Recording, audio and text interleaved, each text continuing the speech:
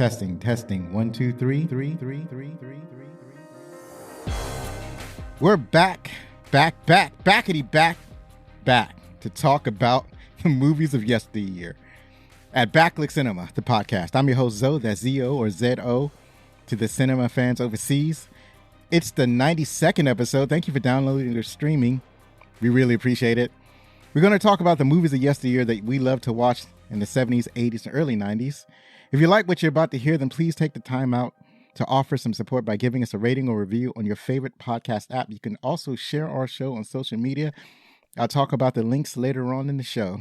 So, just to let you know, as you know, Zachary hasn't been here for a few weeks, and because our schedules have continued to be mismatched, so that will continue until we can get our schedules together. So he didn't watch this movie with me, but that's okay because I've never seen this movie before either. And this movie was pro-offered by my special guest. As promised, I have a return special guest this week. She, with her co-host Kirsten, makes all of our lives easier by finding and watching the TV movies from the 70s, 80s, and 90s, and tells us about those experiences on their show, Made for TV Movie Podcast.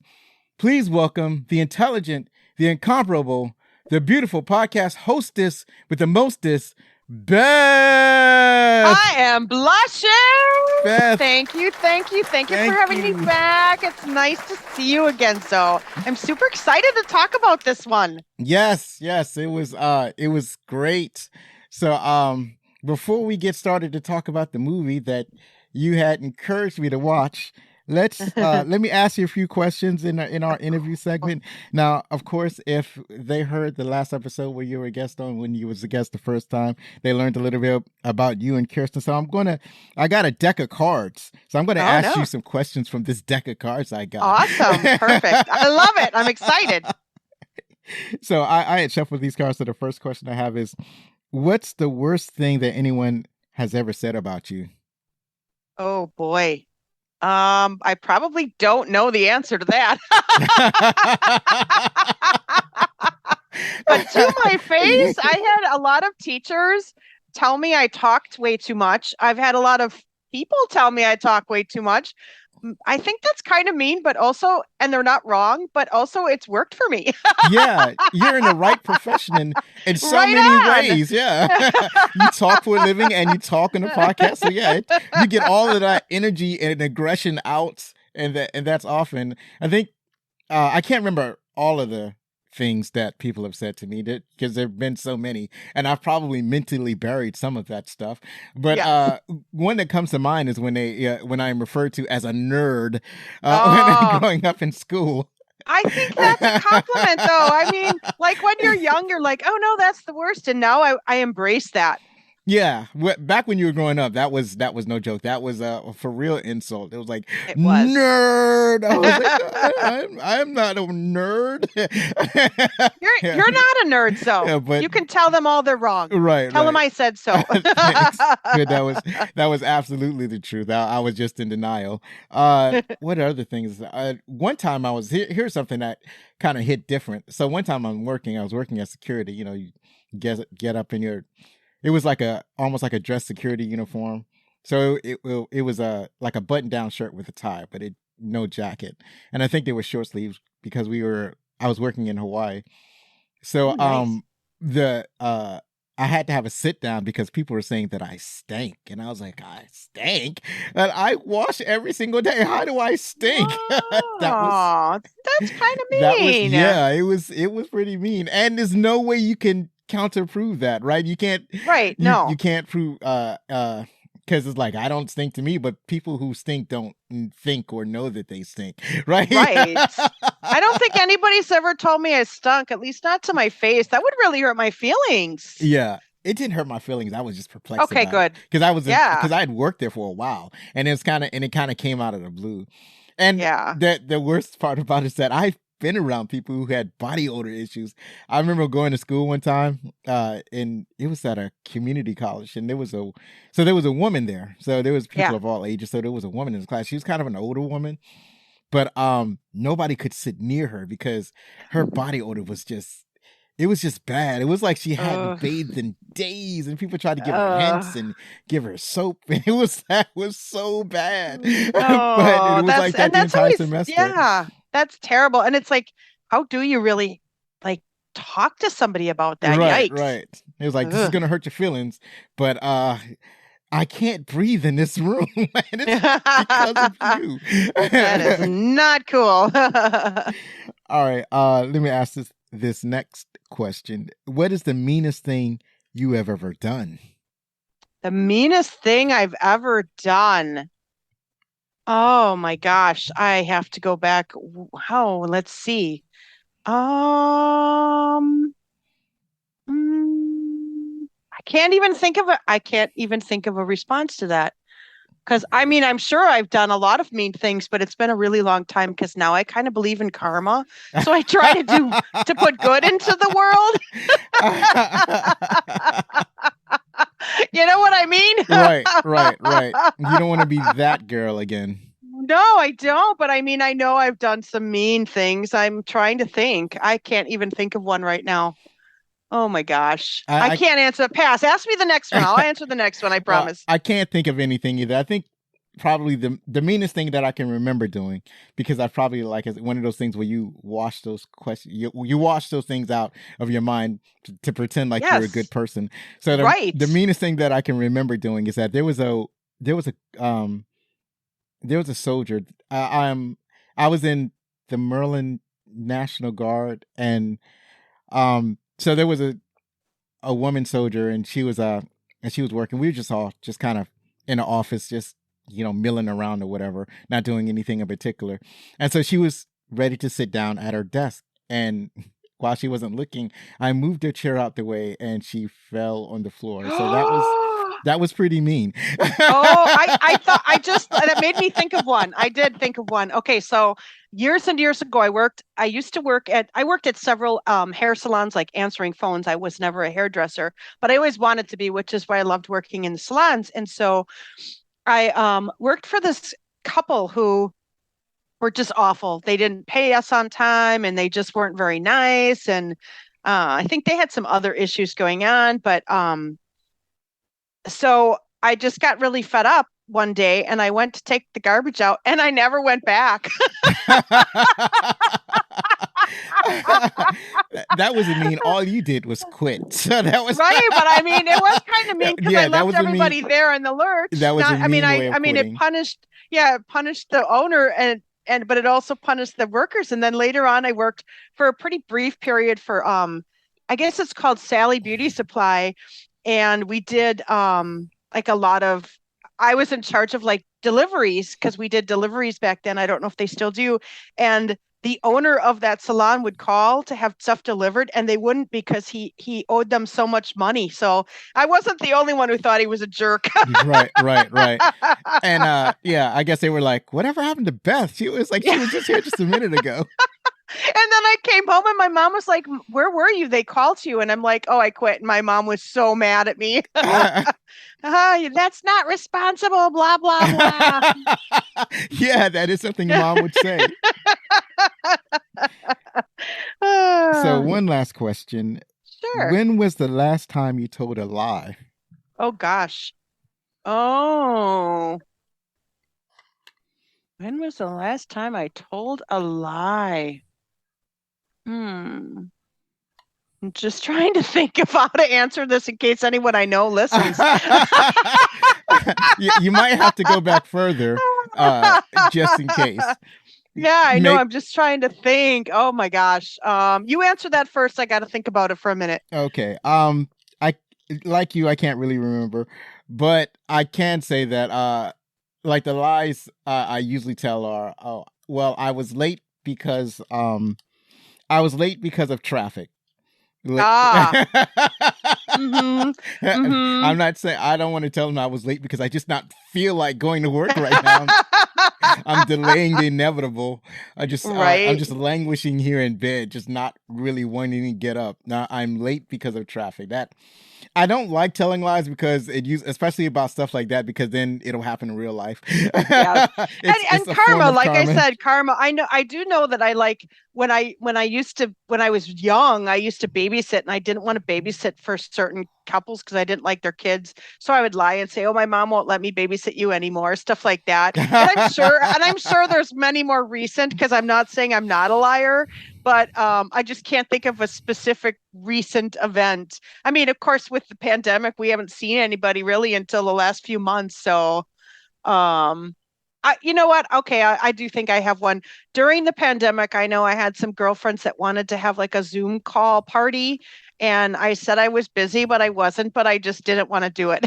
Right, right, I mean, right, I love right, these right, people, they're good friends, but I just like the Zoom parties, they just didn't work that well because everybody's talking over each other, and I was like, no, I'm out. I'm right. busy. The funny thing is that it could be that I was thinking that another example would be like somebody saying something like, "But you said there'd be no pop quiz," and and you're like, "Yeah, I lied. I lied."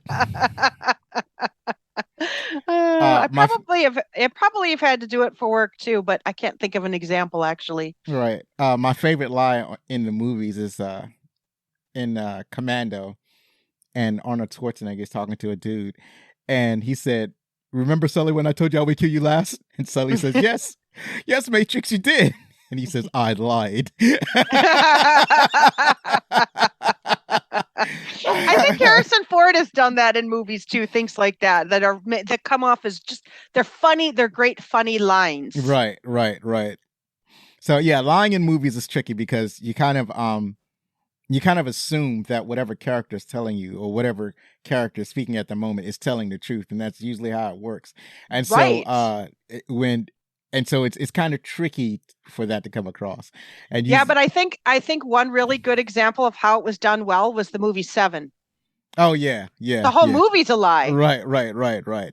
It's a lot of misdirection in Seven. Right, correct. Well, you're so nice calling it misdirection, but yes. So yeah, oh, what really well, the show that really does it well is Law and Order, because in Law and Order you're dealing with True. suspects. You got to figure out which one is the one lying. But really, any mystery show, because somebody is always lying in a mystery show, but it's rarely the protagonist. The protagonist is always telling the truth. So, and it's their job to figure out who is lying, which one is lying, or whatever. Truth. Oh, It's actually, true. I did. It's not really a lie, but I did. I watched. I'm trying to think of the name of it because I always get it conflated with a different movie. The Princess Bride. Okay. So watch that, and so there's a scene in The Princess Bride where Yeah. the hero swordsman, I forgot his name, Daniel David Max. Nope, can't remember his name. He has a regular name, so the regular hero guy and a swashbuckler, and he has to defeat this other guy who's like a mastermind, right, in a game of wits. And so the swashbuckler, he has like two containers of I guess alcohol or whatever with two drinks, but one of the drinks is poison. So the mastermind has to figure out which one of these drinks is poison. And so he'll drink the non-poisonous one, and then he'll live, and the swashbuckler drink the poisonous drink and die. And so, there's a bunch of stuff going on. They're giving themselves trick question. The mastermind would surreptitiously switch the drinks around in order to try to poison the swashbuckler. But at the end, they both take the drink, and the mastermind still dies. Like he couldn't figure out why, and and and the answer was because the swashbuckler had poisoned both drinks.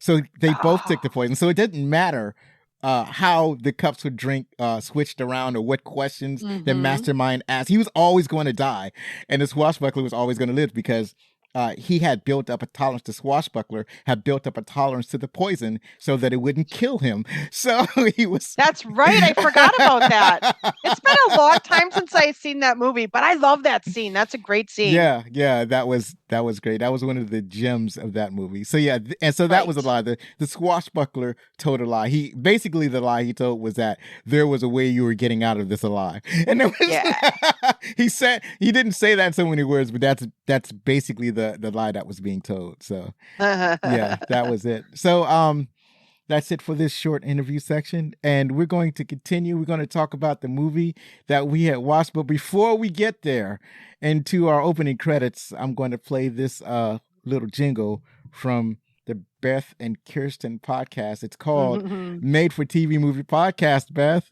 And and it's if you want to find them, just give them a Goog. Give us and Goog. You can do that pound sign. What's that pound sign? MFTV. MFTV MC podcast. That's right. Here we go. That's us. That's I'm trying to say something and I can't get it out of my face. So let me just go ahead and play this jingle. Hello, everyone. I'm Beth. And I'm Kirsten, and we are the hosts of the Made for TV Movie Club podcast. Beth, we've been friends for a long time. We sure have, Kay, since before Rachel kissed Ross for the first time. It's true. And since we share a love of all things TV, we decided to team up to review our favorite TV movies from the 70s, 80s, and 90s. You don't need to watch the movie. We did that for you. You can find us wherever you listen to your favorite podcasts, including Spotify, Anchor, Apple Podcasts, Google Podcasts, Amazon Music, Deezer, and iHeartRadio. And find us on our socials. Join us in our Facebook group, Made for TV Movie Club Podcast. Follow us on Insta at made_for_TV_movie_club. Tweet us at TV Movie Club Pod 1. Or give us a Goog at #MFTVMC podcast and you'll find us. We'll see you soon in the clubhouse. And we're back. We're here Hello. at the opening credits. So glad to have you back once again. Beth, why don't you tell them about the movie that we had just watched? I would love to. Teenage brothers Michael and Sam move with their mother to a small town in Northern California, while the younger Sam meets a pair of kindred spirits and geeky comic book nerds, Edward and Alan. The angst-ridden Michael soon falls for a girl named Star, who turns out to be in thrall to David, leader of a local gang of vampires. Sam and his new friends must save Michael and Star from the undead. That is from Rotten Tomatoes. And the movie we watched was The Lost Boys. If you recognize that description, The Lost Boys was it was one of the movies that I missed growing up. So I'm so glad that Beth had. I can't believe you missed that one. Yeah, I'm so glad that you had encouraged me to watch it. It's sitting in my DVD. You remember those big DVD cases? So it's one of the DVDs I have in one of my many DVD cases, just sitting there unwatched. So I finally got to watch it. Oh, goodness. Yeah. I mean, it is. And I actually think, I mean, we obviously will talk about this as we talk about, but I actually think I haven't seen a movie in a very long time, but I think it actually is held up really well. Yeah, it is held up very well. And there's so many things that I like about it. So this movie was released July 31st, 1987, produced by Warner Brothers, and it had great reviews. Well deserved. Yeah, it was a good movie. Yeah, high budget, you can tell. And I just want to say that came out about a month after I graduated high school. Oh, wow. So that you were ripe for that. Right in the same age group as Michael, the actor, Jason Patrick. And so it's kind of exciting, because I really could kind of relate to the age at least. Yeah, I think all of those kids were about the same age. It's funny seeing the young Kiefer Sutherland, right? Yeah. I mean, it's so crazy to see him. I think this is and I would argue, one of his best films. He just really embraced that role. Right. This movie had a bunch of young budding movie stars. These actors were at a time when any one of them could have just blown up to popularity. So they were all basically on equal footing. They're all baseline at this point. Any one of them could just pop off and be wildly successful. So as it turned out, only one of these young stars really popped off, and the other ones didn't pop off as high, right? So Not as high. Let's get through these and see if we can figure out which one we're talking about. So the first one is Jason Patric. He played Michael Emerson. He's been in The Losers, Speed 2, Cruise Control, and Sleepers. And just as before we get through this this whole list, I did write down that he was in Speed 2, Cruise Control. So I believed that would like end his career. It didn't, but it had the potential. No, it could have been a career-ending movie. it was a terrible movie. right. But he was able to get through it. Yeah. And I think he's worked pretty steadily, maybe not in like as big of films as this one, but I think he's worked pretty steadily over the years because I've seen him in other things. So, and then we have Corey Haim, who plays Sam Emerson, and obviously his fate was very sad. He passed away, but he was in License to Drive, which was also with Corey Feldman, the two Coreys. He was in Silver Bullet, and he was in one of, I think, the best dramas of the 80s, Lucas. Oh, right. It was such a beautiful film. I loved that film. Right. Another one that I missed, but I knew that it was a good movie. I did see Silver Bullet, though. I think I liked Silver Bullet, but I don't remember if it was good or not. Yeah. I mean, License to Drive was your basic teen kind of rom-com. It was kind of garbagey, but it was a big hit, I think. Right. Because it had both of the two, they called them the two Coreys for those of you who remember the 80s. Right. And he had such great potential. It's just really sad that he ended up passing away from drug addiction. Right. Oh, it was a drug addiction? I thought it was something else. Oh, okay. No, I think it was, I mean, it may not have been from drugs, but he had a very long ongoing drug addiction. And I think that played into whatever it was that he passed away from, which is so sad. He was such a great actor. Right. Up next is Diane West. Not a young person, but she was youngish. She played Lucy Emerson. She was in The Birdcage, Hannah and Her Sisters, and Edward Scissorhands. So she's been in a lot of great movies. And Parenthood.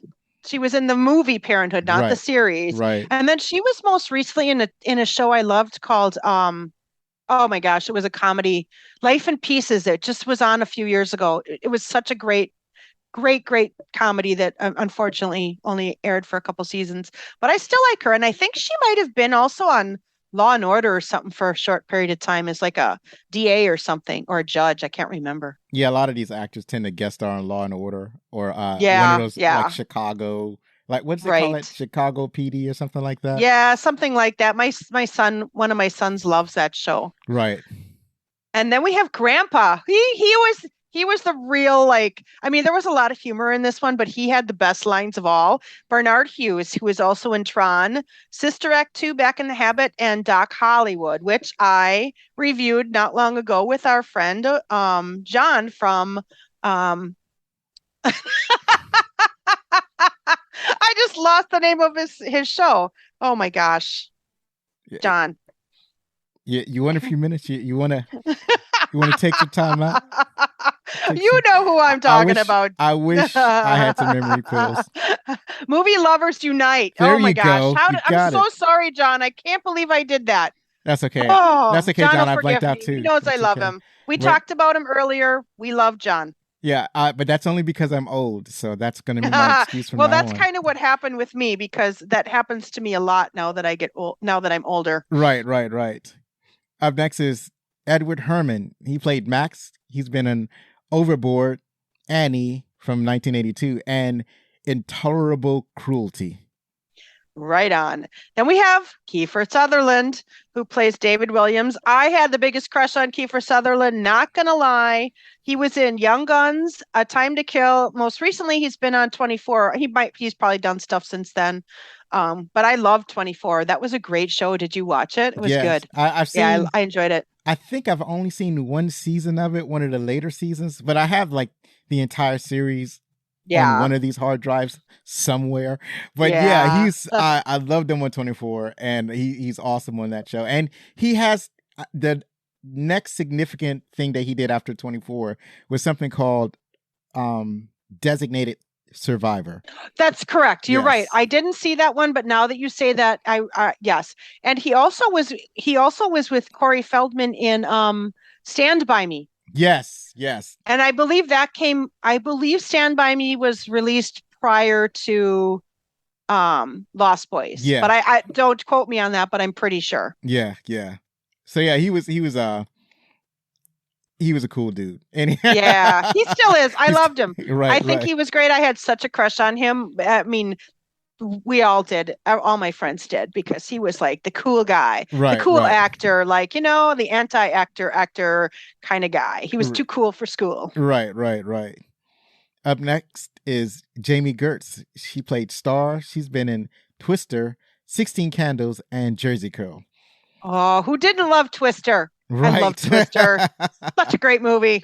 Twister was awesome. Yes. Edgar Frog was played by Corey Feldman. He was in Stand By Me. We just talked about that. The Goonies, such a great movie. Friday the 13th, The Final Chapter. I don't think I saw. No, now that I think about it, I do think I saw that Friday the 13th. I love horror movies, so I'm pretty sure I saw it in the theaters. Right. But it would have been a long time ago. I was always thinking that he's been in a lot of movies, but as it turns out, not that he's been in a lot of movies, but I just tend to watch a lot of stuff over and over again. Yes, I agree. I hear you. And I don't know what I think he has a music career going now, so I'm not sure if he does a lot of acting anymore, but I don't really know. Right, right. And then he's been in a lot of like smaller type movies, so I've probably seen a couple of those, like direct-to-video movies I think he's been in that I've probably seen. Yeah. So up next is Jamison Newlander. He played Alan Frog. He's been in The Blob from 1988, Bone Tomahawk, and Love's Last Resort. Now, this is somebody who really doesn't have a long movie career. He's only been in a few movies. No, and I don't recognize two of the three that you even said. They probably were direct to video or something like that. Yeah, yeah. Yeah. So Brooke McCarter played Paul Harris. He was in Double Switch and Thrashin'.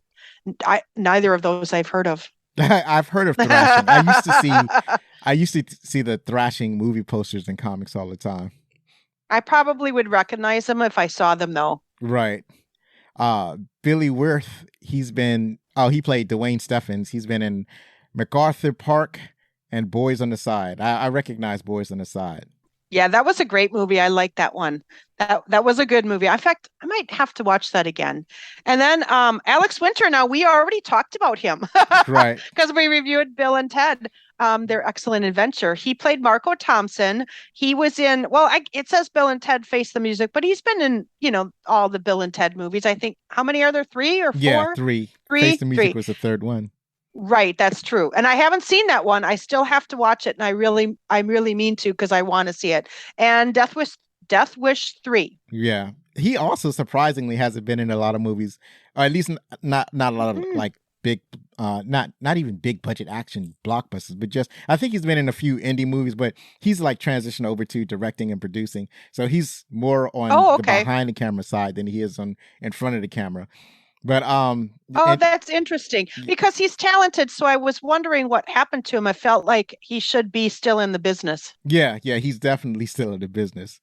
Okay, good. And lastly, we have Laddie Thompson, who was played by Chance Michael Corbett. He hasn't been in a lot of movies, but you might have recognized him from The Rocketeer or Hallows' Eve. Yeah. Was he one of those kids that had kind of a short career as a child actor? It seems like it. Yeah. I think so. Yeah. Yeah. And he probably went on to be a carpenter, or I don't know, maybe he went on to be a firefighter. I don't know what he did with his life, but yeah, I guess he went on to bigger and better things. Right. I hope so. That was a strange character, and that's the one thing we can probably talk about it when we start talking about the movie, but it's a strange character in this film, and it's kind of like, why that choice? But okay. So the movie was directed by Joel Schumacher, who also directed Phantom of the Opera, Phone Booth, and Falling Down. I liked Phone Booth. I really enjoyed that movie. It was interesting, and I feel like it would be. Have you seen it, Zoe? Like, yeah. It would have been challenging to direct, because, it's really a phone booth. I mean, a lot happens from the phone booth, right? But it's a good movie. I mean, all of those are good movies, actually. Yeah, Colin Farrell basically gets trapped in the phone booth, dealing with the caller, yes. And so yeah, it was a fun movie. Interesting also is that the caller was played by Kiefer Sutherland. Yes. Yes, I love that. So Yeah. exciting. I have to now I'm like I got to make a whole new list of all the things I need to see again. Right, right. This movie was written by Jan Fisher. I think that is how you say that. Jan Fisher, James. I should have like practiced pronouncing these names. That's okay. So that's James Jeremiah and Jeffrey Boehm. I hope I pronounced those right. So anyway, Jan Fisher wrote the story and screenplay. They were also responsible for TV shows such as Tough Cookies, The Golden Girls, and he's the creator of a show called The Good Book. And he's only had 7 credits, so not like a long and storied writing career in television and movies. And then James Jeremiah, he also wrote the story and screenplay for The Lost Boys, but this is all he did in the entertainment business. His entire career here. Then he went on to do something else. And lastly, Jeffrey Boehm, he wrote the screenplay also, and he's also written Inner Space, Lethal Weapon 2. Love that movie. He's the creator of The Adventures of Briscoe County Jr., one of my favorite TV shows growing up. Yeah, I feel like I really like that one too. As soon as I saw that, sometimes, you like see or feel or think about movies or TV shows and you're like, oh, you just feel like it's nostalgia. Yeah. It's like we always say it's like a casserole. It's like a hot casserole because it's like so comforting. Right. It was, The Adventures of Briscoe County Jr. was a beautiful TV show. Yeah, it was. I wish I had. It was something about like I would tune in to see it, and it's on a different time slot, and I couldn't figure out when it was on. So that happened a lot, and I'd be upset about it. But hopefully, they'll stream it, and I'll be able to watch it again. Yeah, it would be really nice if that was out there. It's probably out there in the universe somewhere. Yeah. Streamverse, is that what we call it nowadays? I don't know. All right, so the music is by Thomas Newman, and he also he has 66 composer credits to his name, which is pretty impressive. So he's written music for 1917, Skyfall, Wall-E, and soundtracks he also wrote music for I Still Believe by Tom Capello, playing himself. Is that was in this? That was in a movie. He didn't write these. Was that him? He didn't write these movies. These are just movies these are songs that are on the soundtrack. Oh, got it. Thank you. Okay, so Tim Capello, I know the song, but I don't think he had another hit. Like he should have, because it was a pretty good song. But I don't recognize the name like as you would recognize other sort of 80s pop stars. Cry Little Sister, which is the theme from Lost Boys by Jared McMahon. That is like so, I don't want to say creepy, but you know what I mean. Yeah. And then the cover of the Doors song, People Are Strange, is from Echo and the Bunnymen. I loved Echo and the Bunnymen. I'm not familiar with them. I'm not familiar really with any of these guys, but okay. I am familiar with Cry Little Sister because I did used to hear that song, and there is a certain amount of atmosphere and creep factor about it. Atmosphere is such a great word. That's the word we're going to use. That's perfect. Yeah, they definitely use that song a lot in this movie, and they do. So Tim Capello is interesting because you see him in the beginning of this movie, playing a saxophone. It's like, I have never seen it. I've never seen, I've seen a saxophone as like a main instrument, but I've not seen it where the guy is playing the saxophone and singing and, going back and forth like that. So, and then he's built like a shirt, he's shirtless, so you get to see him. Right. It kind of reminded me of like, if you go to like Vegas and you see like the house band and they're pretty stylized, they're pretty usually there's a lot of showmanship in it, and that's what it reminded me of. Right. So I think I have some more about him in the trivia section, but it was cool. He's definitely somebody that he brings you into the movie. It's almost like you're watching the movie and it's like, now look at this guy right here. And you're kind of like, oh, okay. And because it's a pretty big group. It's a great song. It's a good song. He's a good performer, but everybody in the audience is acting like he's the Beatles or something, which is a little overplayed, but it's still good. I enjoyed it. Yeah. So that's it for the opening credits. And what did I write here? Oh, I was trying to remember what I was supposed to say. I'm supposed to hawk my goods. I'm You gotta hawking my do goods for that. my website. Yeah. So that's the t-shirts, that's the hoodies, that's the mugs, the face masks, that's the jerseys, that's all those things that are available at the website backlickcinema.com/shop. And it's autumn, so go ahead, get yourself something nice, keep yourself warm. And so that's it. So up next, we're going to be talking about our favorite parts.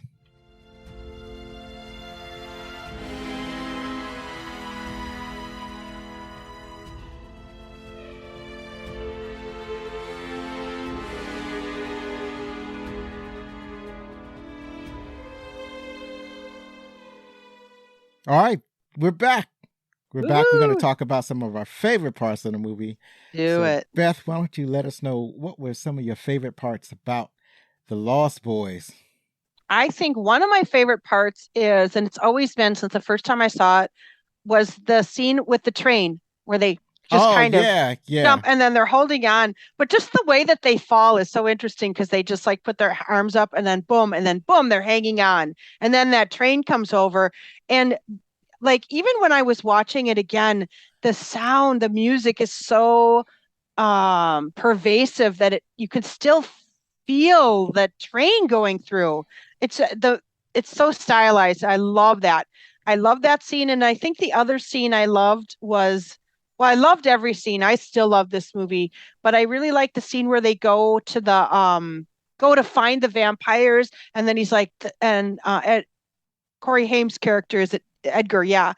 He says, "This is the coffin," because Corey Haim is like, "I thought we were going to look for a coffin." And he's like, "This is the coffin. This cave is a giant coffin." And then they kind of confront the vampires. And it's a great scene. I loved it. Right. So if you haven't seen The Lost Boys, well, we're going to spoil the hell out of it. But if you have seen it, so the first scene that Beth was talking about was the scene. So they're at a bridge, a train track bridge, I guess you would call it. I don't know what you call those structures. I think they are called train bridges or something like that. Yeah, it was a train bridge. So the kids are walking along this train bridge. I guess it has a walkway or something. And so they decide, so it's the 4 vampires and Michael, who has just been turned but doesn't realize that he's a vampire yet. Yeah, he's in denial still. Right. Well, I don't even think he knows. Like, he still doesn't. Yeah, you're right. He doesn't know at this point. You're right. He might feel funny, but he doesn't realize that he's been transformed. So, yes, until later in the film when somebody actually has to tell him. Right. So they jumped out. They're trying to tell him without telling him. So they jump off the bridge, and it's like, so in the scene, it's like they're above this fog. So they jump into the fog, and it looks like they just jump into a cloud. And they're encouraging Michael to jump after them. So that was what was so impactful of it. It's like they jump, and then they tell Michael, "Come on, it's fun," right? Or something like that. And so finally, he jumps, this is kind of funny because this is when your mom says, "If all your friends jump off a bridge, does that mean you have to jump off a bridge?" So I'm going to tell you the answer is no, but for Michael, the answer was yes. And so he jumped off, and he catches onto a structure, the understructure of the bridge, and everybody is hanging there. Everybody is just hanging there. But then after that, after they laugh and joke about it, they jump off the structure. So now they're definitely jumping into the abyss. And then doesn't Michael jump too? I think he does. He jumps, but then he does. He blacks out and he wakes up at home or something like that. Yeah, and they do that because they do some weird transitioning sometimes. And you're right, he does, because then they one by one fall in, like they all fall, but they drop into like fog, so you don't see where they go. And then he drops, and then the next day he wakes up when Sam Corey Haim runs in and says, "Mom's on the phone." So you don't really know exactly how he got to his house, or even if that really happened. I mean, it leaves a lot of questions, which I really liked. But yeah, it kind of just transitions to now he's home in bed. Right. Because we already know that he is transformed into a vampire. As an audience, you go there. It's like earlier in the movie, he goes to this ceremony with these vampires, and it's like they said, "Okay, why don't you drink this?" Right. And so he drinks it, and there's a long montage of different faces or whatever, and then he's different, but he Yeah. doesn't know how he's different, No. and it's never really explained. And he doesn't actually exhibit like that sort of vampirism. Like he puts on the shades, but he's just being a moody teenager, and Right. he prefers to stay out at night, but he's not immune. He's not sunlight doesn't burn him. He doesn't No. it doesn't hurt him or anything like that. So he's changed, but he's not fully transformed. He's described as a half vampire later on in the movie. Yeah. So, but and that eventually leads up to him jumping off of a bridge that your parents told you not to do with your friends. Unless you're a vampire, I guess nobody said that, Mom. Right. But one of my favorite parts is like the opening part when I guess they get bossed around by this security guard, and later on you see a view from, like, one of the things that they do in this movie is that the vampires are flying, but you don't see them flying for most of the movie, but you do see a perspective of victims from their point of view.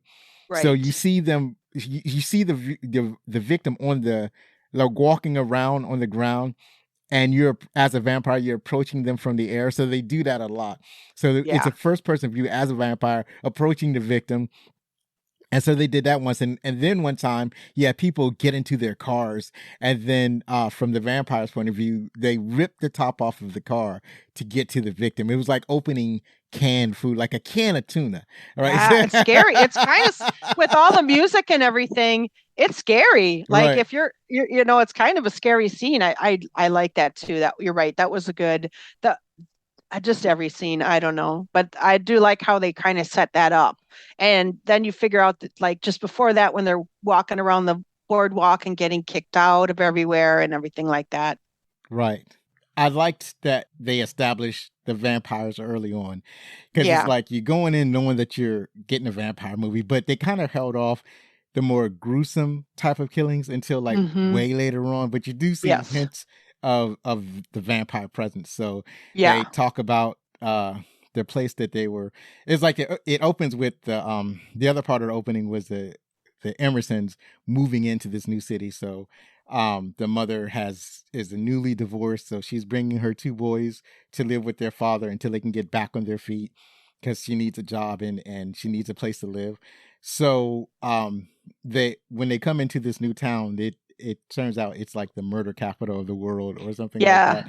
Somebody spray painted "Murder Capital of the World" on the back Right, on of the billboard, Right. welcoming. Yeah.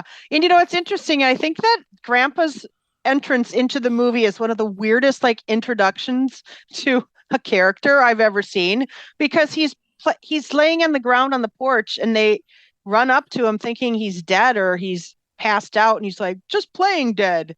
Yeah. It's so weird, but it's funny. It's cute. It's like, oh, Grandpa's cute. Right. I think the mom is used to it because this is her Yes. father, and so Yeah. this is the type of thing that he would do. But it's still scary because he's Yes. an older gentleman, so Yeah. he could. And he you're like, oh really no, could did he be die? dead. Did he get the vampires come? And Right. no, he's just being weird. Yeah, he was definitely being weird, and and then the kids were like, they must not have a strong relationship with him, because they were like, Yeah. well, if he's dead, can we go? Right? Yeah. It was true. I mean, that's kind of what you think about when you're a teenager. That's how it works. Right. So there was it's funny to like I said, the way the movie opening, it almost could have been any type of movie. The way she and her boys were coming into the city, it could have been a comedy, it could have been like a Right. teen drama, it could have been, I don't know, some kind of mystery, it could have been anything. The way it opened like that. So that was interesting, the way that, because even though the overall mood was kind of a dark mood, it wasn't like maintained throughout the entire film. So in the beginning, it could have been almost anything. Right. I mean, and you don't even, like, you can't, like, the very first opening scene, you wouldn't even guess how big of a budget this. I mean, I don't know what the budget was, but it had to be huge, just based on the music and the special effects and everything that went into this movie were huge. But that opening scene is kind of quiet. It's not. It doesn't indicate. Yeah, like you said, it doesn't indicate you're going into kind of a horror movie. Right. And not kind of, but a horror movie. Right. I guess horror comedy, I guess they call it, or I don't know what the actual term is, but yeah, I've seen this described as like a comedy horror, but it didn't really feel like a comedy horror. It was more like a light horror than a comedy horror. Just like because I mean it's funny, but I wouldn't consider it a comedy. Right. It's not Ghostbusters, which is the only comedy horror that I can think of ever. Right. Right on. That's right. Exactly there were right. movies that tried. I think Gremlins tried, but to me, Gremlins is more of a light horror also. Yeah, I agree with that. Totally agree with that. That's a great movie too. Yeah. I loved Gremlins. Yeah. There was one of my favorite lines in the movie was like they were asking their grandpa about TV because he doesn't have a TV. Oh yeah. And they discover a TV guide in his house. Like, well, why do you have a TV guide if you don't have a TV? And he says, well, if I have a TV guide, I don't need a TV.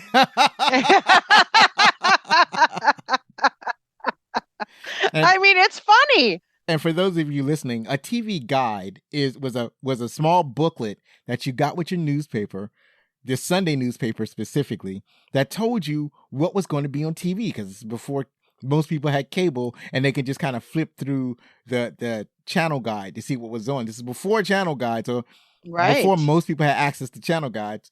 You would get this booklet and you would look and see what was going to be on TV for that week. And that was one of my favorite publications. So like I would get me too. The newspaper, the Sunday newspaper, just so I can get to the TV guide, just so I can mark off what I was going to watch for that week. Yeah, exactly. You got to see if it's new, because you got to be home. Because I mean, now I think probably VCRs, the VHS tapes were in existence back then, but they were still probably expensive and not everybody had them. So if you still at that point had to be home to watch a TV show, if you didn't have a VHS recorder, you just were out of luck if you didn't. So yeah, it was always a big thing to like make sure you're home to watch whatever's on. Right. Nowadays we call that appointment television. Right. And during this time, like when you did have like back in the day, remember, like with cable, the TV guide like ran a single scroll. You couldn't scroll down. It was like one single repeat. So if you had 200 channels, you had to wait for those 200 channels to run through to see what was on channel, 4. Right. I think I haven't figured out how to scroll down like that. Oh, yeah, I can do it. I don't watch a lot. I mean, I just watch a lot of Netflix and Hulu nowadays. I don't watch a tremendous amount of DirecTV anymore. So right. I don't watch a lot of that. What I watch mostly is what do you call it? Whatever's on streaming. So I don't have to do it by appointment. Yeah. Or whatever. I have a DVR too. I haven't watched anything on the DVR for a while. I don't even know if those shows are still on there or on the DVR. We had to upgrade our DVR, our DirecTV boxes, and I lost all of the TV shows that I had been DVRing. Right. And when I went back to go try and DVR them again, I couldn't remember most of them. So at this point, I think I DVR maybe 3 shows. But I watch a lot. I just watch them on streaming channels. Right. So what did you think of the fashion in this movie? It was so perfect. It perfectly encompassed 80s fashion, even the vampires. Really. I mean, the hair, the makeup, the clothing, everything was like, it was amazing. It was so good. Like obviously today we would have a little bit different haircuts, like because Kiefer Sutherland's character was rocking kind of a hip mullet. It worked for him.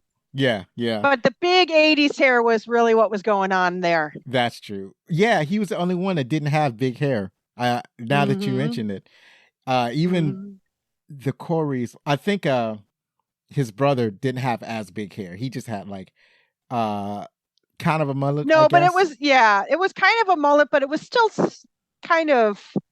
It was I guess you would maybe call it a rock and roll mullet, like kind of the longer, a little bit longer mullet, like a lot of, I don't know, I guess the kind of hair you would see like in heavy metal bands kind of had at the time. Right.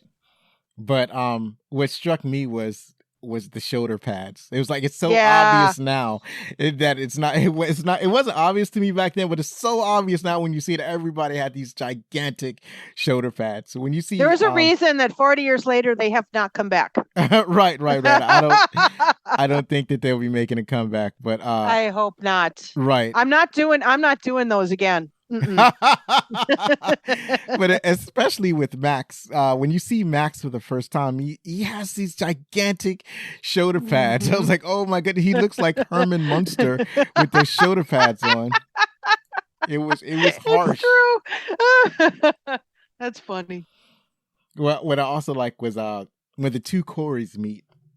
Yeah. So when the Corey Haim character and the Corey Feldman character, they meet at the comic book shop and they're joined by what's his name? I can't remember his name. The other one, Alan Frog. Right. So he's played by Jameson Newlander. Yeah. So when they all meet at the comic book shop and so I was like, oh my God, it's the two Corys. And this is basically, I think this is the first two Corys film. I guess we'll find out. I'm pretty sure. I think it is. Yeah. Yeah. So this is fun because they have this strange chemistry going on. We talked earlier about me being called a nerd, but in this movie, this is the first time you kind of see being a nerd as a rite of passage, right? Right. So he's being tested by these comic book nerds on his knowledge of comics, right? And he has basically to prove himself to them. Like they kind of looked at him as like, we don't think you belong here in this shop, in this domain. And then the Corey Feldman character, Edgar Frog, is super serious, like as deep a voice as he could possibly manage. Right? Yes, for real. His character is so serious that it's laughable because it's like, well, he takes himself seriously, and then Sam is just like, dude, you are a little weirdo, like because he's talking about the vampires, and he's like, oh, geez, what have I gotten myself into? Right. He gives them a free vampire comic. Like, this is everything you need to know. Study it. Your life may depend on it. And I think at another point he says, there's a number on the back. If you get into trouble, you call this number. And then later on, he's like in the bathroom, like trying to keep his brother out, and he's like calling the number. Right. Dialing. Right. And you had to dial it back then, right? So he's dialing the number. And they're like, you have to kill him. Right. I'm not going to kill my brother. It was funny. So there were, what's funny about this film, that there were some choices that at first didn't make sense, but later on are kind of explained in the film. So one of them was that, so when they're at the concert, so it's just Michael at the concert. By this time, his brother's gone off to the comic book shop to have his nerd off. So Michael is at the concert and he sees this girl, turns out to be Star, and they're making eyes at each other. And then he starts following this girl, and she obviously has a boyfriend, but he's still trying to pursue her. It's like, why are you doing this, dude? Leave her alone. She has a boyfriend. Leave her alone. It's just, there's nothing good down that way. No. And that's like another one of those, like, things your mother warned you about. Don't go after someone else's girlfriend. Right.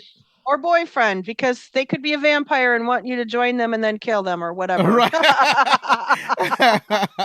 Right. But, follows them around, ends up in the vampire lair. Great vampire lair. And that's a great, that was pretty awesome. It was like, what would your teenager's room look like if they were vampires? And it's like a huge it was a abandoned hotel or something. Yeah, and something like that. But it also had it was embedded in a cave, so it also had a cave-like element to it. Yes. So yeah, it was very elaborate, and it was quite beautiful, really, except for all the murdering and the vampire-y stuff that goes on. But I mean, it's extremely large and spacious, and it was beautiful. I mean, again, big budget film. Yeah, lit by what you call it?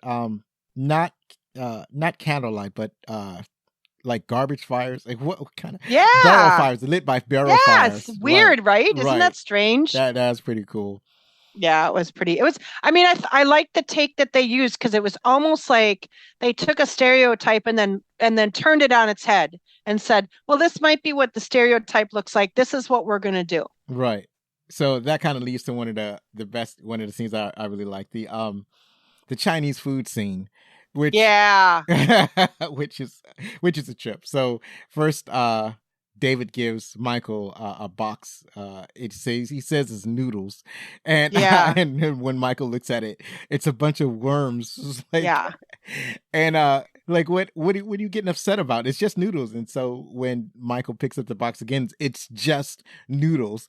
And I think this shows it doesn't really play out later on in the film, but this is, I guess, the vampire's ability to cast illusions. So I thought that was neat. One of the things I really liked about the film is that they kept to most of the familiar vampire tropes that we like. So, like a lot of movies, they kind of dissuade a lot of the tropes, and it's like, well, if you take away certain things, then are they even vampires anymore? Like at the very least, they still got to drink blood to be, because that's what we associate with vampires. But with this one, they have like most of the tropes. So it's the what do you call it? Some people say that they're allergic to sunlight. Oh yeah, and then the garlic.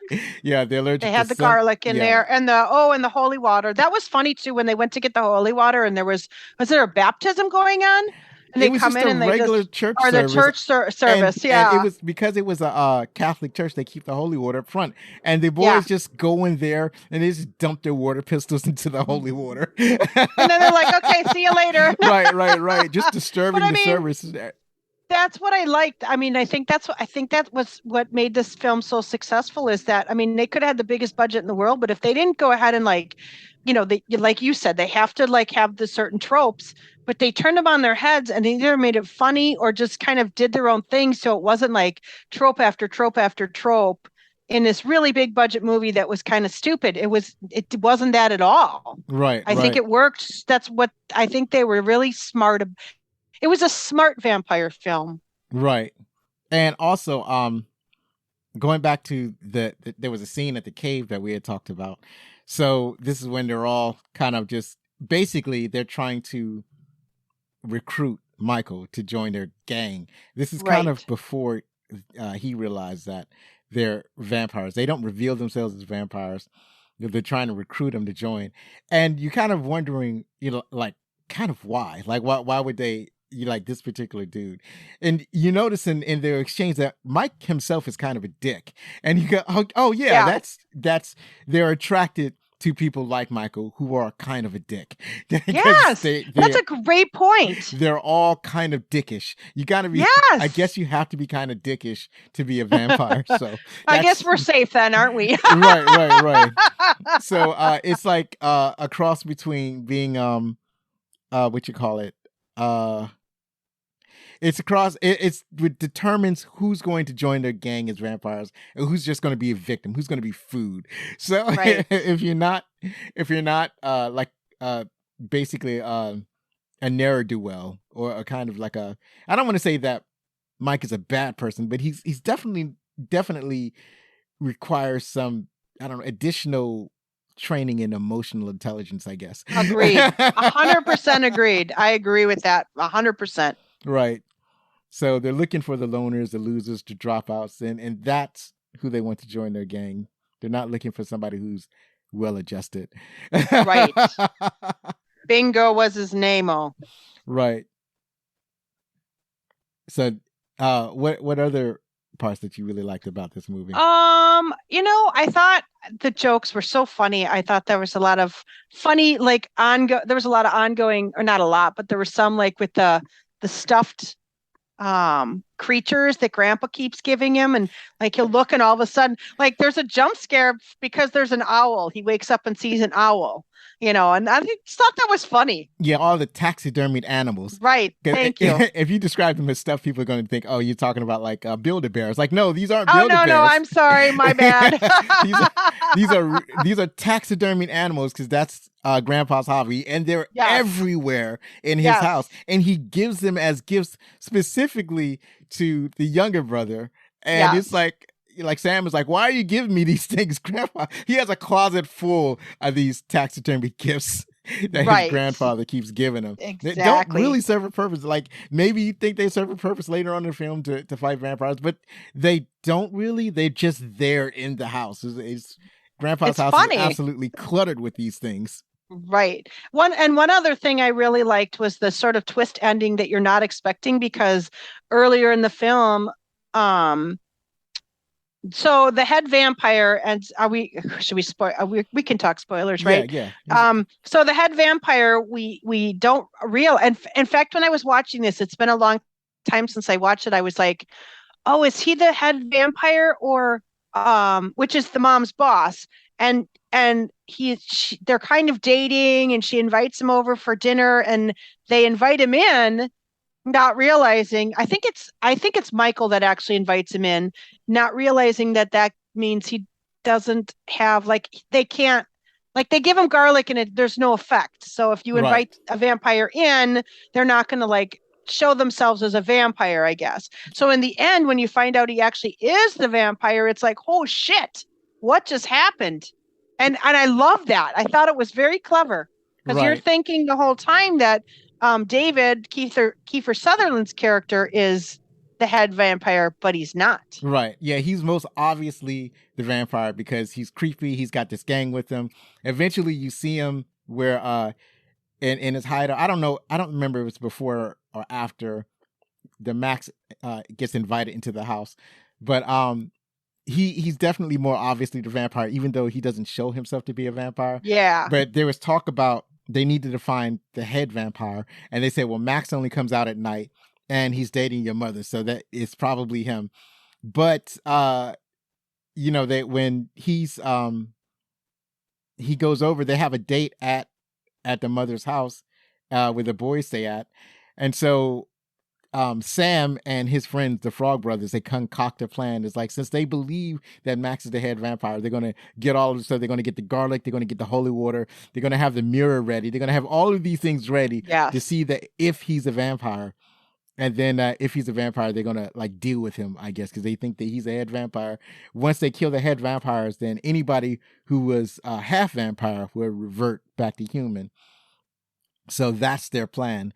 But then when Max goes into the house, he insists on being invited in. He confronts Michael. Michael's about to leave as Max comes in. He's like, well, I'm a gentleman. I'm not going to go inside without an invitation. And so that's when that's when Mike gives him the invitation. And so what's funny is that as soon as that happened, I was like, oh, so I guess he is a head vampire, because it's kind of weird to insist on being invited inside the house, right? You're right. And so you figured it out, but I didn't know the trope when I first saw it. And like I said, it's been a really long time since I've seen this movie, but I was like 18, so I didn't know a lot of vampire tropes back then. Right. I hadn't seen a lot of vampire movies or anything. So or for whatever reason, I wasn't paying that close attention or whatever, but I didn't get it. So I loved that ending. I love that he ended up being the vampire, and there was just kind of that fight at the end. I just liked it. I thought it was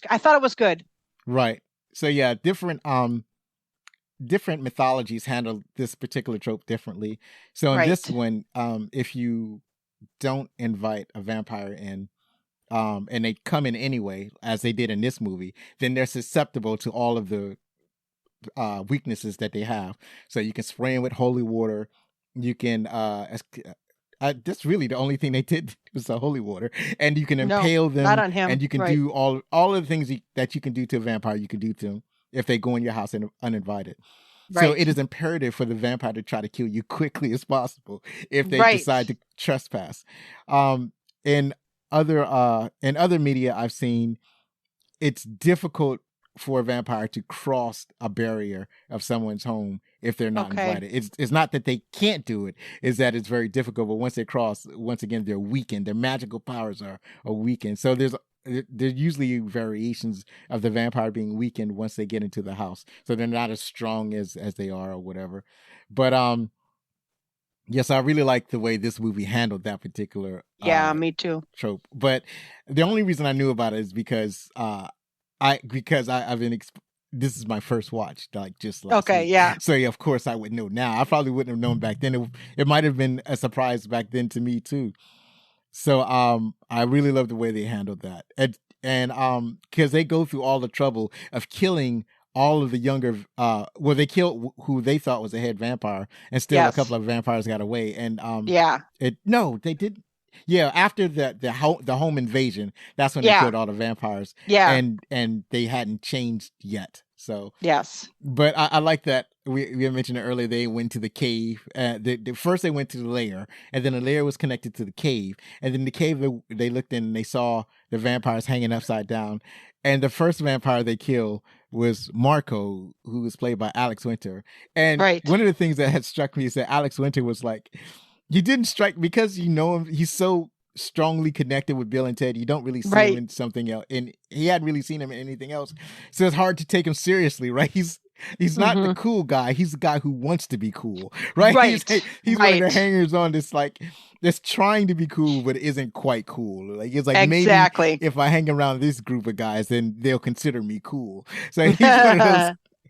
He was one of those guys, but he was the first one to get it. Then they get chased out by the vampires, which is kind of funny because the vampires can't follow them into the sunlight, so but they're still panicking even after they get out of the lair. The smartest thing that they did was to attack them in the daytime so that they could get out. So that was pretty smart. Yeah, I wouldn't have thought to do that probably. Well, that's usually the best time to do it because that's when they're sleeping, and usually when they're sleeping, obviously vampires are most vulnerable. They probably wouldn't have even been there if it would have been nighttime. Right. They're out and about and just raising heck. They're vamping out. Yeah. I really like the hanging of the upside down, the way they were hanging upside down. That was pretty cool. By their weird feet. Yeah, their creepy feet. I'm like, oh, that's really gross. Right. Yeah, my notes when Max needs an invitation, I wrote, is he the head? Yeah, exactly. You think he is for a long, long time. So, call it the church water. What else did I wrote down? I'm looking at my notes right now. So I really like the fight at the end of the movie. So all of that. Yeah. You finally get to see the vampires flying. You finally get to see where Michael comes into his half vampire powers. Is like he's for most of the time he's trying to hold on to his humanity, but then when he realizes he's changing into a vampire, when he finally fights David, he goes as fully vampirish as he can. He vamps out as hard as he can to fight David. The best kill was when he lures one of the vampires to the bathroom. The bathroom was full of holy water. Yes. At first it was like there's something about garlic. I guess the guys threw garlic at him or something. Yeah, and then I think he said like that's just a trope, or he makes some comment and laughs, and then they're like, then they do the holy water thing. Right. I can't remember what it is exactly they said, but the garlic didn't work for some reason. Right. And then they dumped him into, it was like holy water that was filled with, it was a tub full of holy water filled with garlic. Yeah. Right? Yes. So it was like, one of these got to work. It's either the garlic's going to work or the holy water. We're just going to literally throw it all together and see what happens. Right. And then they had the water pistols with holy water. So all of that was cool. Right. And then one of the vampires died because Sam had impaled him with a bow and arrow. So I was like, well, a bow and arrow isn't technically a wood stake, but I guess it might work in this circumstance. Yeah. Well, I mean, if it was made of wood, I guess technically it was a stake, but I don't know. I mean, they get to make up whatever rules they want. Right. And then the last vampire, David, he was impaled on taxidermied horns, like bull horns or something like that. Right. And I'm like, well, that's definitely not a stake. So apparently in this version of Vampire Lore, you can stake them with anything you want. Right. I mean, I guess it doesn't matter, right? Whatever works. Whatever works. I guess as long as it's through the heart kind of situation. I don't know. Right. You're right. I mean, I guess at that point we can't be too technical. Right. Because the movie's over, so it doesn't matter if we like that point or not. Right. Yeah, I was like, no, it's just that you got to come around to their mythology. So right on. What happened is like, so once you realize, well, it doesn't matter what kind of thing that they get stabbed with, then it's more enjoyable. Yes. So that one of the things that I really liked about it, like some of the things I said earlier didn't make sense, so I didn't understand like there was a love scene between Mike and Star. Yeah. It's like, well, that didn't make any sense. But then later on, I Mhm. realized why it was in the movie. Why? Yeah. So Star's role was that Michael was supposed to be her first kill, right? Yes. But she was unwilling to kill him because she was still a half Yes. vampire. You have to kill somebody to be a whole vampire. And I was like, okay, that makes sense. So Yeah. at first she was trying to kill him, but she didn't want to do it. So basically David changes his mind. It's like, okay, I guess David kind of likes the dude because he's persistent in trying to get Star. So he uses Star to lure Michael into the gang. So they're going to turn him into a vampire. So that's what the whole love scene was about. That was her luring him so that I guess they could be comfortable around him, so that, or she can be comfortable around them, and then David could basically lure him into the gang. So that's basically all that was. So and I think that she did have feelings for him. It seemed like she did. Yeah. True feelings for him, as true as an 18-year-old girl can have. But with the other thing is they looked so much older. I don't know how old they really were, but to me, like when I think about myself at her age, I was like, I was not that sophisticated. But well, I think they really got actors who were true to their age. So I think most of them were around 17. I think so. They just seemed older and more. I think they just were a little more worldly than I was. Right. So so I kind of like how it all kind of made sense in the end. That's what I really liked this movie. They didn't just drop stuff in there or story beats in there that didn't make any sense. So I enjoyed that. Yeah, I did too. I mean, I didn't think there were like a tremendous amount of plot holes in this movie. And I thought the things that maybe didn't follow the tropes still fit into the general storyline of this movie. Right. So yeah, it was a good movie. I would have. I liked it. I thought I probably would have liked it more had I seen it when it came out, but I still like it now. I'm glad you liked it. I'm glad because I made you watch it. So I'm glad you liked it. It aged extremely well. I truly liked it. Yeah. So I'm glad we got a chance to talk about this movie. To reminisce about what a great movie this was. Yeah. So that's the end of talking about our favorite parts of the movie, and then next up is the trivia.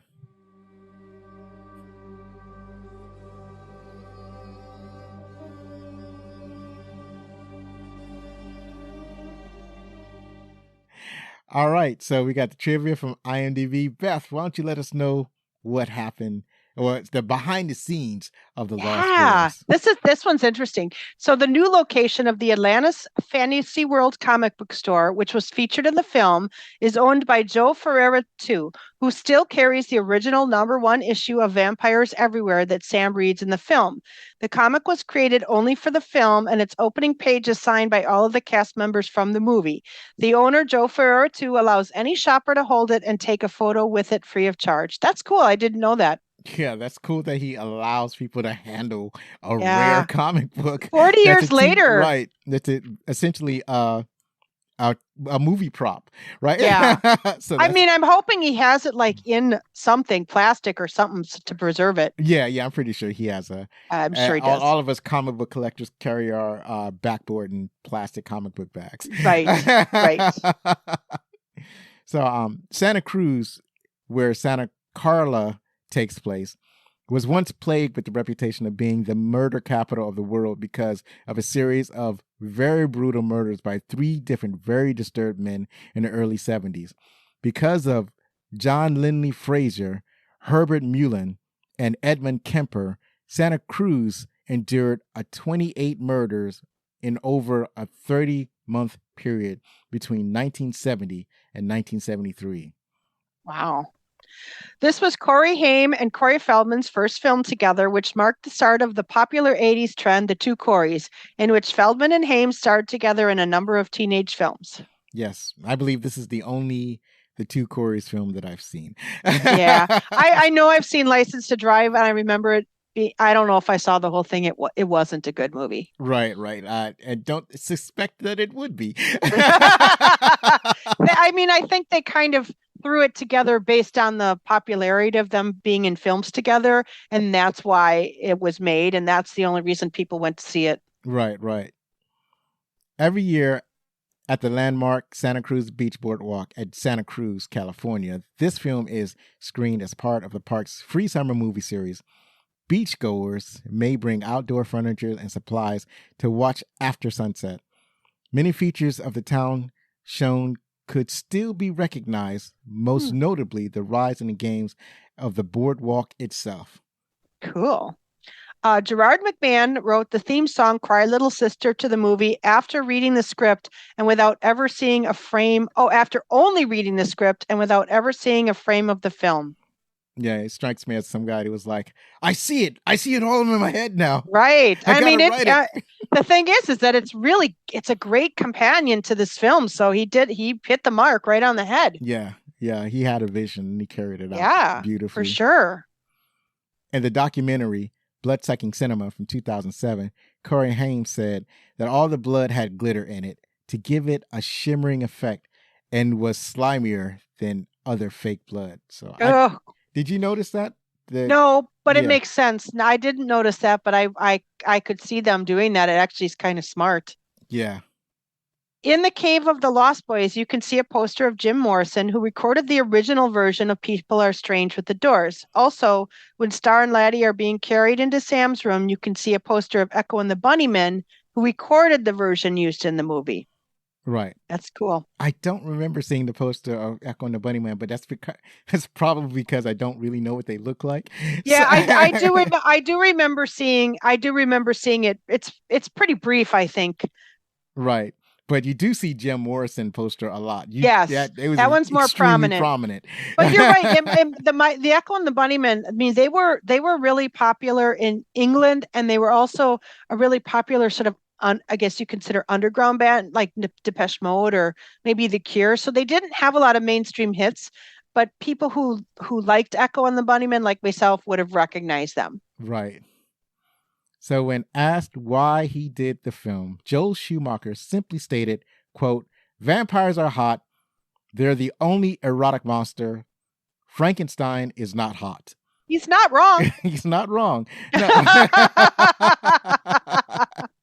Corey Haim later characterized his experience on the shoot as one of the greatest personal times in my life. I can see that because this film, I mean, a lot of people of the same age, they must have had a great time filming it. Yeah. And this is like one of those rare times when somebody can look back and say, yeah, I really had a good time on that film. I can see that. I mean, I think it would have been it seems like it would have been fun. I mean, just the sheer number of other people that his age alone would have made it fun. Right. Sam, played by Haim, has a poster of Rob Lowe on the inside of his closet door. So this is an interesting theory.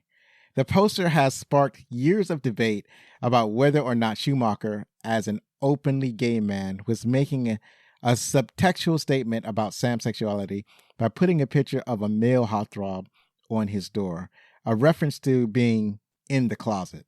Schumacher also has Sam wearing an ear stud, riding a pink bicycle, and being more fashion conscious than any other character. The other thing I noticed about the poster is that it looks like a really erotic poster. Like I didn't realize that it was Rob Lowe at the time. I was like, wow, that's I wouldn't expect that on the door of a teenage boy, right? And then I was like, I'm going to guess that it's probably more Shoemaker wanting a picture of Rob Lowe in the film than anything else. Right. That would be my guess. Too. Yeah. I mean, I think people reading a lot more into this film than I did. Right. But I don't discount it. It was like, yeah, well, maybe Sam is gay, right? Yeah. I guess it's possible, except that he also was fairly young, so maybe he wouldn't have even known it But I guess in the end, does it really matter? You know what I mean? Like, that's one of those things, like, I think maybe people are probably making a bigger deal out of something than they need to. But, you know, if people are busy with that, that's fine. Right. This is really interesting, though, Zoe. It has been highly theorized by fans that Grandpa was actually a half vampire and the root beer was actually human blood due to his hobby as a taxidermist. Or animal blood, not human blood. Yeah, animal blood. Sorry. Animal blood. Right. But you know, I mean, now that I'm thinking about it, though, does animal blood count? I don't remember what the actual trope is. Does it can be any blood? they didn't use that in this movie. Well, what's interesting is that he did have a shelf in his refrigerator that he said was only for him. Only for him. Yeah. I never thought of that, but it's not actually a terrible theory, because especially given the end, although would he have, I don't know. I mean, because it was so funny when he goes and drinks the blood and he's like, the one thing I could never stand about this town is the damn vampires, or however he says it. Right. Which is so funny. That was funny. And when you saw him early in the film and he's sharpening stakes, right? Yeah. It's like basically he's sharpening these logs. And it's like, does Grandpa know about these vampires? Because he's sharpening these logs into stakes. Like they're clearly, like they could be a fence. Like you think, because he's the type of person that would put up a wooden fence. So he could be doing that. But at the same time, this is a vampire movie and he's creating these giant stakes. It's like, is Grandpa have anything? And as it turns out, yeah, he knows all about the vampires. And at the end of the movie, he rams Max with his car that has stakes attached to, like, I guess the top of the car. Or it's a truck or something like that. Yeah, it was like his almost like a Jeep or something like that. Like some kind of weird, like he kind of like did his own, I guess, I don't know. It was like did his own thing with it. Right. Yeah, a modification. Yeah. Thank you. That's the word I'm looking for that I couldn't think of. Yeah, it was a crazy modification of his truck that he used to ram the master vampire. And probably not the first time or the last time he did that. Right. Like, probably not. So in the end, the young and fairly unknown cast handled the prosthetic makeups amazingly, especially since for many of them, it was their first time. Greg Kamen, the prosthetics effects leader, told SWSCA, that's the Sam Winston School of Character Arts, quote, "I remember Kiefer saying, 'Don't tell them I'm only 17. They think I'm 18. When we started the film, he had all that baby fat, and I was like, oh God, how am I going to turn this into a vampire?' But he was great. I did his life cast with his eyes open, and he had no problem with any of it. All of the actors were absolutely wonderful," end quote. Cannon also recounted how shocked he was with the professionalism of child actor Chance Michael Corbett, who plays Laddie, since wearing lenses and prosthetics can be difficult to deal with at such a young age. Quote, "You never know what a kid's going to do, and he was an absolute trooper in those lenses. They're huge and hard lenses, but he put up with them, and we never had a problem with Chance." So Chance is the little boy, right? The little boy that was being protected by Star. Yeah, so, and he was a half vampire, and I think it was only at the very end, right, when he got when his eyes changed. Right, when he vamped out at the very end, he was trying to attack somebody.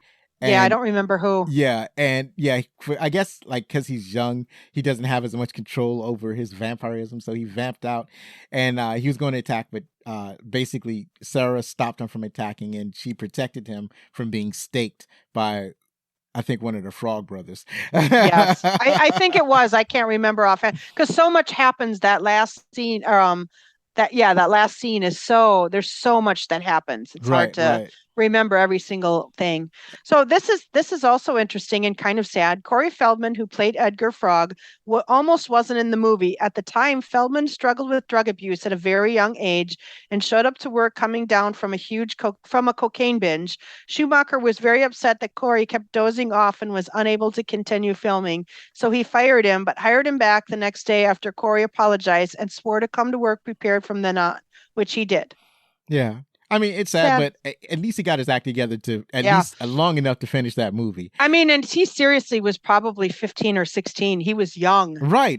He was really young and already got into that Hollywood lifestyle of drugs and sex and rock and roll. Yeah. But at least he was able to pull himself together right. to finish Which is good because he's a good actor. Yes, Absolutely. But it kind of shows how to certain lifestyles can eat you up if you're not careful. Exactly. The names of the Frog Brothers, Edgar and Allan, were a reference to Edgar Allan Poe, the well-known writer of horror fiction. So yeah, I did not pick that up till you just read that. Interesting. Yeah, I didn't know That's either. pretty cool. At the dinner with Max and the Frog Brothers, Alan puts out candles with his fingers. Nobody told Jameson Newlander that he had to wet his fingers first, so he ended up getting burned. In later takes, he dipped his hands in a basin of water before putting out the candles. Right. Yeah, that's what you do. You dip it in water. I just blow. I would never do that. Right. Yeah, it's the candle with it. It's still fire, so it's still hot. Tommy Capello as the oily saxophone player. Oily. It's true. Yeah, it's true. On the dock, made a name for himself by playing in the touring band of Tina Turner during her spectacular comeback tours of the mid-1980s. That makes a lot of sense. Yeah, it does. Okay, that explains like where his career was. Okay, that's good. Good for him. Characters in the movie say the name Michael approximately 118 times. I noticed they said it a lot. They did say it a lot. Almost too much. He's definitely focused. I think his mom was responsible for most of that because, you don't call your children once. He called them like 3 or 4 times. Yeah, but then Star called him Michael a lot. I think she called him Michael. The brother called him Mike. So, and Kiefer Sutherland did it for like dramatic effect. Right. Come on, Michael.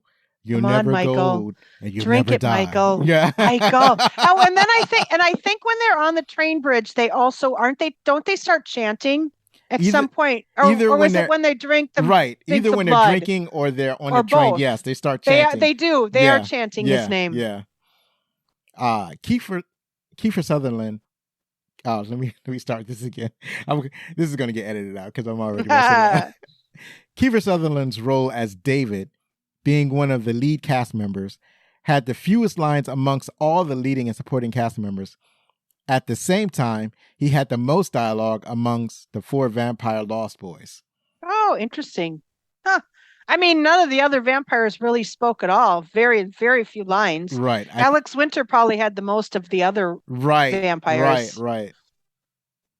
At the time the film was made, Alex Winter was still registered as Alexander Winter in the Union. Joe Schumacher begged him to shorten his name so it wouldn't take up much space in the titles. Because the name couldn't be changed in time, his full name still made it into the finished film, which frustrated Schumacher.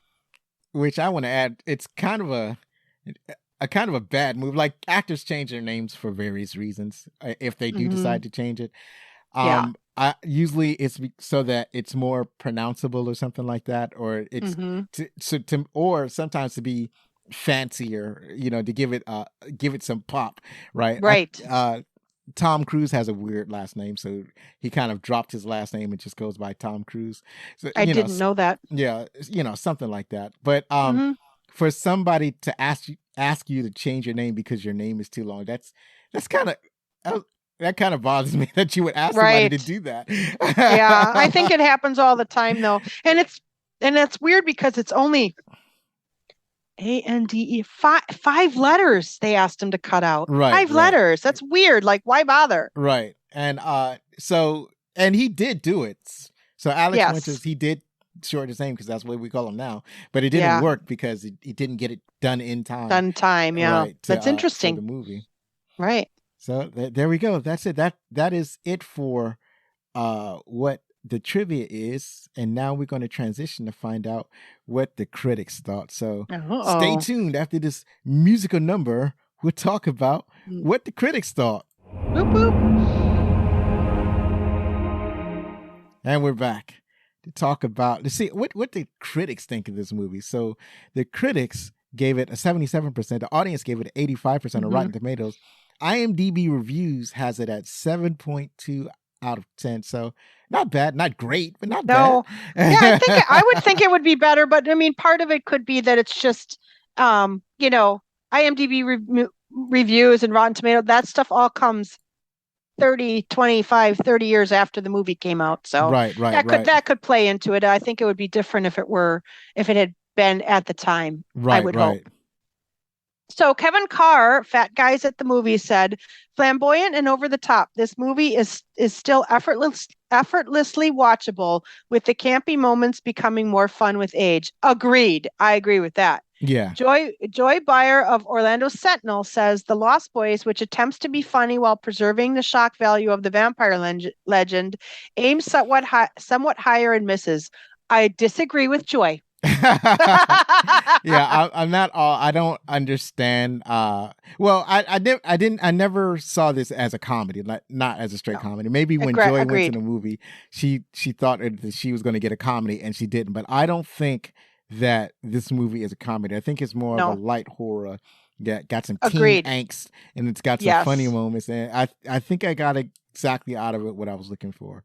Yeah, I agree with you. I would not call this a comedy. I would not call it comedy horror. I think it's like you said, I agree with you. Right. But, I could see why somebody, we talked about this already, would be a little confused after the first scene. Right.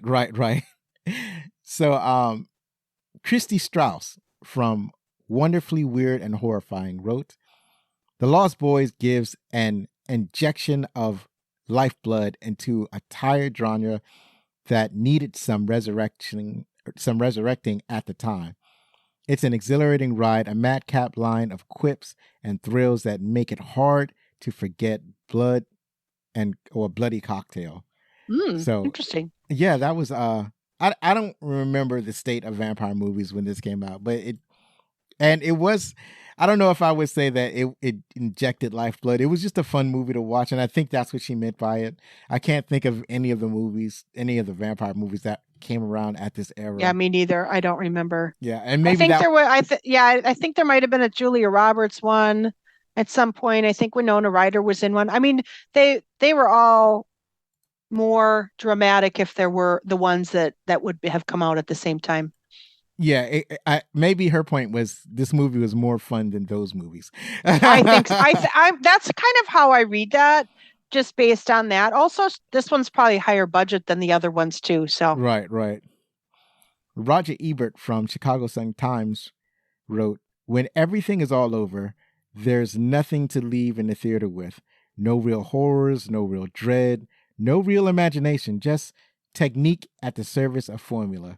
No, I don't know. I don't think that's true. I think that people went there and they saw a very unique vampire film that's different, at least, from the other movies of that genre. So, right. And also, it was pretty.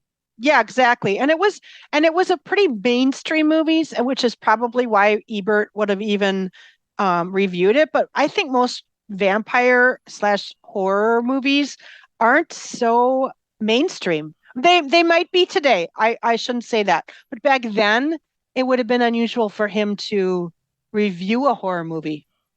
Yeah. Well, I don't know. Maybe a vampire movie, but there are plenty of horror movies around. You had No, there were, but I don't think Roger Ebert, he was like kind of the hoity-toity movie reviewer. You know what I mean? Right. He wasn't the guy that went out and reviewed lower budget horror films is what I'm saying. He's not going to be the dude that likes lower budget horror movies. Right. Exactly. And so maybe he doesn't like horror or vampire at all. Right. I agree. I disagree with him, but I often disagreed with him. Oh yeah. But I still watched his show because it was still fun. Yeah, absolutely. Because he had for those of you who don't know or remember, he actually had a TV show where they talked about movie reviews. Right. Where they did movie reviews. I think it was 3 or 4 every episode. And it was on like once a week or something like that for a long time in the 80s. Yeah. Absolutely. I used to watch that show all the time. Siskel and Ebert. At the movies, right.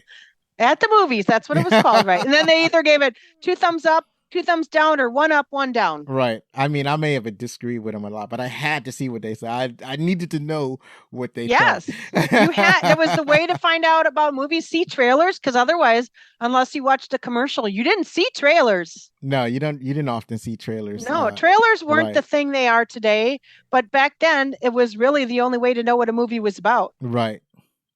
So that's all we got for what the critics were thinking.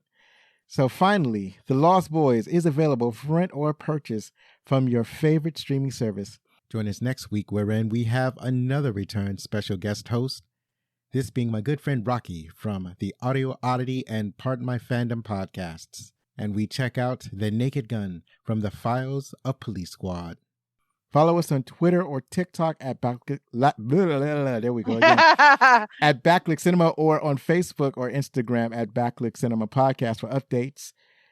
Don't forget that you can contact us with any questions, comments, or suggestions at fanmail@backlickcinema.com. One last time, if you like this show, then please help us grow. You can do this by subscribing. You can show, or you can... I'm saying it all wrong again. We've been doing this a long time. I know, right?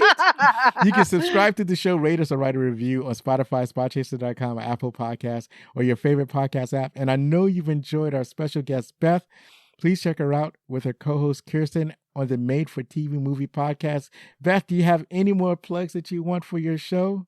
No, hashtag us at the MFTVMC podcast. You'll find us. We are on Instagram, Facebook, Twitter. You can find us there. You can find us on our website. So, please reach out. And then, Zoe, I'm going to say to you that I hope that you will join us early next year. We're working on our schedule, and we're hoping to figure out a movie and have Zoe on to join us. Yes, I will definitely be there. Thanks for the invitation. I'm looking forward to it. We just have to pick a date and figure out the movie, which we kind of already have, but more on that later. Right. And this is going to be a super nostalgic moment for the both of us. So believe me, it matters. Be safe. Share a movie from yesteryear with your loved ones. Hug your family. Hug your friends. And if you're going to be anything, be outstanding.